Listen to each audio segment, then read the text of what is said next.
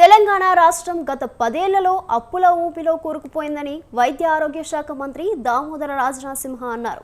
50,000 కోట్ల అప్పు తీర్చిన ఘనత సీఎం రేవంత్ రెడ్డి ప్రభుత్వానిదని తెలిపారు. అధికారంలోకి వచ్చి కనీసం 10 నెలలు కాకుండానే ప్రభుత్వంపై కుట్రపూరిత రాజకీయాలు చేస్తున్నారని మండిపడ్డారు. సంగారెడ్డి జిల్లా ఆందోళనలో నిర్వహించిన ప్రజాపాలన విజయోత్సవాల్లో ఆయన మాట్లాడారు. లెగచెర్లలో కలెక్టర్పై దాడికి పాల్పడి కుట్రపూరిత రాజకీయాలు చేస్తున్నారని మంత్రి ఫైర్ అయ్యారు. ఈ ఘటనకు సంబంధించి ఉచ్చు బిగుసుకుండడంతో కొంతమంది ఢిల్లీకి పోయారని విమర్శించారు. గూండాయిజాన్ని, రౌడీయిజాన్ని రూపుమాపాలన్న మంత్రి దామోదర్ రాజనరసింహ కాంగ్రెస్ కార్యకర్తలందరూ సంఘటితం కావాలని పిలుపునిచ్చారు. తక్కువ చేసి అబద్ధాలు చెప్పి బ్రతికే అలవాటు కాంగ్రెస్కు లేదు. కాంగ్రెస్ చేసినది చెప్పుకోదు. ఆ తర్వాత మనం గమనిస్తాము, గ్రహిస్తాము, ఆలోచన చేస్తాము, అర్థమవుతుంది.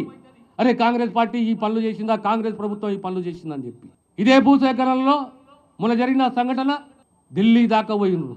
ఢిల్లీలో ఆశ్రయించుకునే ప్రయత్నం చేసిరు. రాజకీయాల్లో గుండాయిజం, దౌర్జన్యం ఎప్పుడు నడవదు. ప్రజాస్వామ్యంలో ఉండాలి, స్వేచ్ఛని గౌరవించాలి, ప్రజాస్వామ్య పద్ధతిలో బ్రతకాలి.